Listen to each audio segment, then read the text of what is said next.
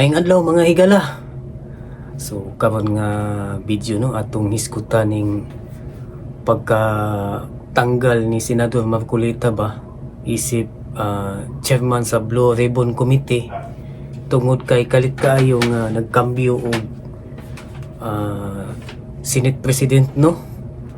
So na appeal og kambyo ang posisyon ni Marcolita. So napulihan siya ni Senator Ping Lacson. Kini kang Senator Ping Lacson mga kaibigan, no, ihalo lang natin yung yaw-yaw natin kasi may mga subscriber din tayo na nasa Luzon area. So magtagalog Bisaya lang yung ano natin. Ito si Senator Ping Lacson, medyo okay din ito kasi sa ano niya ba sa political ano niya diyan sa Senado, hindi ito tumatanggap ng ano ng mga pork barrel kasi iwas corruption talaga ito. So ngayon napalitan si Senator Marcolita. Pero okay lang 'yan kasi ano naman tong advocacy ni Senator Ping, anti-corruption. So siya yung nag-iimbestiga o pinapa-actual talaga niya sa mga tao niya yung mga area na nasa flood control anomaly. So may mga tao siya doon na talagang actual, pinapatingnan niya yung mga projects na multo talaga. So makikita natin ngayon sa paghaharap ni Senator Ping at saka ni Senator Marcolita, medyo okay naman yung ano nila kasi itong mga taong ito, hindi talaga ito inuuna yung sarili nila ba, inuuna talaga nila yung mga kapakanan ng bayan. Kaya makikita natin kay Senator Marcolita na wala talagang bakas ng sama ng loob na napalitan siya. Pagkus, posigido pa sila na magsama ni Senator Ping para matumbok talaga kung sino talaga ang mga utak nitong mga flood control na ito. Kasi itong mga district engineer, may mga politiko talaga na yan, na mga nagkukumpas sa kanila. So hindi yan kikilos ng mga ganyan kung walang mga amo. May mga amo yan. Kaso ang problema natin ito, yung mga amo na yan nasa congressman na yan, wala ka talagang ebidensya dyan na sila yung tatanggap ng pera kasi may mga bagman yan eh. Bagman to bagman ang dating yan. Kasi yung mga galawan na yan, advance yan sila mag-isip. Kaya ayaw nila talaga na may sila dyan, yung may mga bakas. Kaya yung pinapakilos nila dyan, yung mga bagman nila. So isa pa rin itong undersecretary ng DPWH, itong si Cabral, medyo questionable ito. Kaya ngayon may papasabog si Senator Ping sa mga kaganapan dyan sa hearing, may mga update sila. So panoorin natin mga kaibigan. I see that the Senator Rodante Marcoleta is seeking the floor. What is the pleasure of Senator Marcoleta? I'd like to know, Mr. President, if our good Senate President pro tempore would yield to a few questions. Willingly to the still the chairman of the Committee on Public Accountability, the good senator from Tarlac and the Republic of the Philippines. You may proceed then. Maraming salamat po, Mr. President. Mr. President, kanina pong pag-umpisang mag-present ang ating Senate President pro tempore, ay laking pasalamat ko sapagkat nakita ko yung resulta ng kanyang personal na pag-iimbestiga. Doon po sa kauna-unahang slide, Mr. President, nakita ko po yung isang text message na galing po yata kay Yusek Catalina Cabral. Hindi ko po masyadong maintindihan. Pwede po bang pakikwento po ninyo, Mr. President, ano po ba yung pinanggalingan noon? Ang pinanggalingan po, nag-congratulate siya sa ating nakaupong Senate President.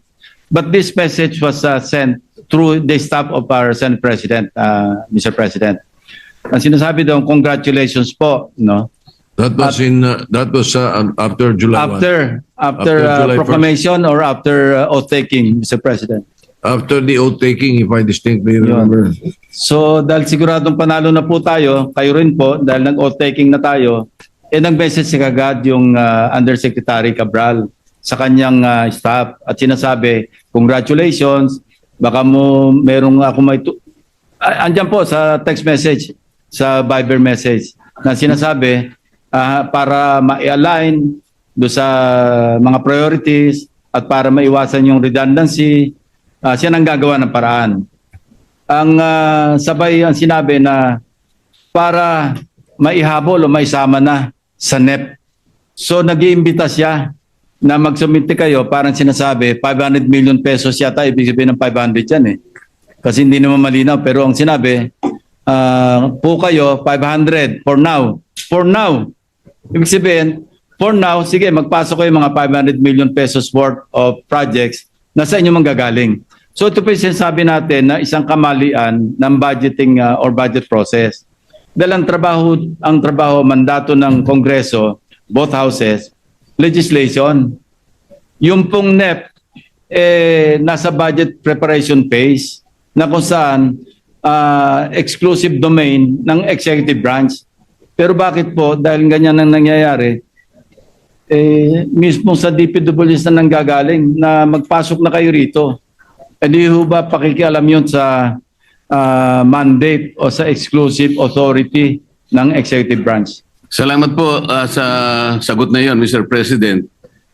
Ako po yung naniniwala na talagang wala namang initiative na nanggaling sa inyo at siya'y kusa niyang inialok po yung inaakala niya sigurong makakatulong o makakapagbigay ng kasiyahan sa inyo. Yun po yung akala niya.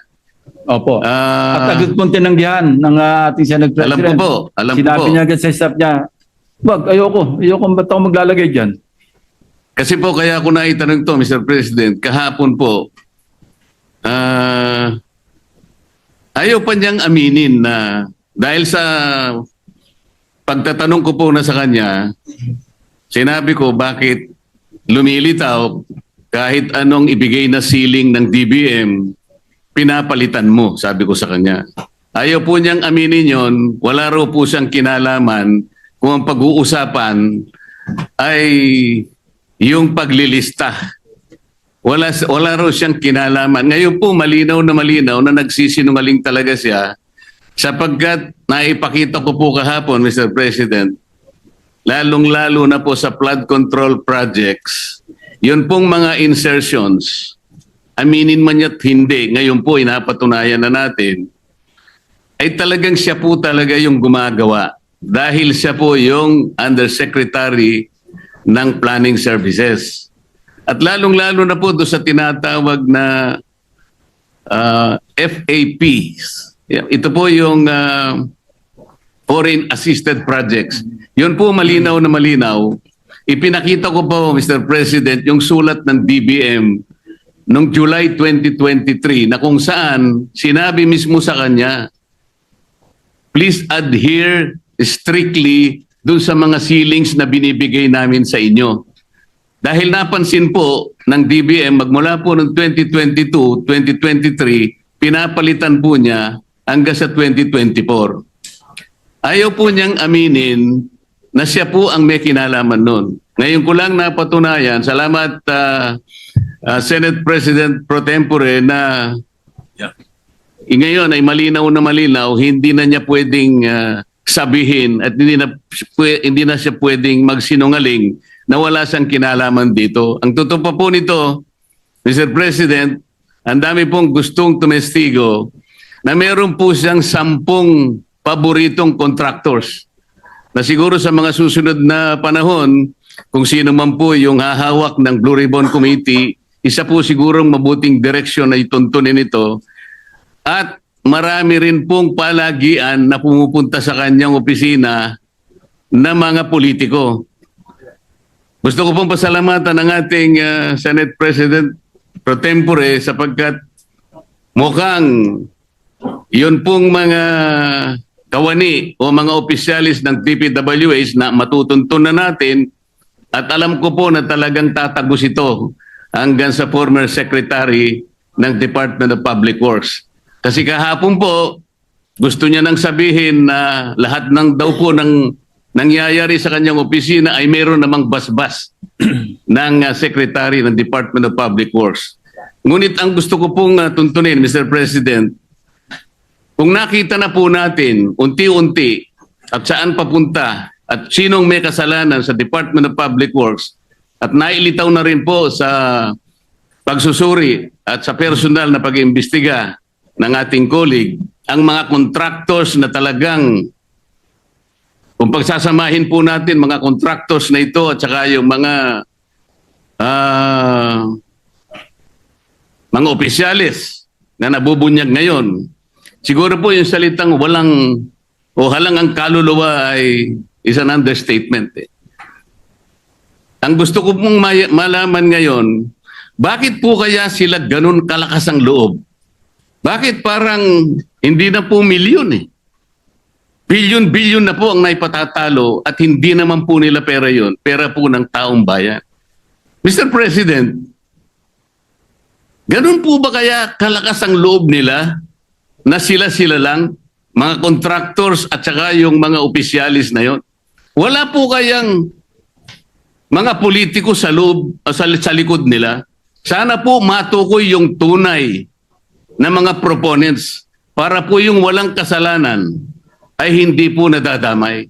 Mahirap po na magbanggit sila ng pangalan dahil ito pong nagbabanggit ng pangalan ngayon ay galing lang sa amin kahapon at napatunayan ngayon na bilyon-bilyon ang ginagasta at magdadamay siya. At meron pong nag-text sa akin sa magitan ng emissary ng abogado ng Diskaya, Mr. President. Meron po palang isang congressman, kanina pong nag-hearing sila, nakausap yung abogado ng Diskaya. Kailangan, meron kayong matukoy na senador sapagkat makokontempt kayo. Nasa akin po yung text message, Mr. President. Sa mga tweet, gusto lang nilang magpangalan. Hindi po mabuti yun. Kailangan po, sa tulong na rin po ni Senator Lacson, total naumpisan na yung mga contractors, naumpisan na itong mga kawani at opisyalis ng DPWH na talagang kandidato na po talaga sa impyerno, matukoy po talaga kung sino-sino po yung palaging kausap ni Yusek Cabral na sila po yung sindikato dito. Para po yung walang kasalanan ay huwag pong madamay. Maraming salamat po, Mr. President. Salamat po, Your Honor. Yeah, maraming salamat po rin sa ating distinguished gentleman from Tarlac and the Republic of the Philippines. Thank you.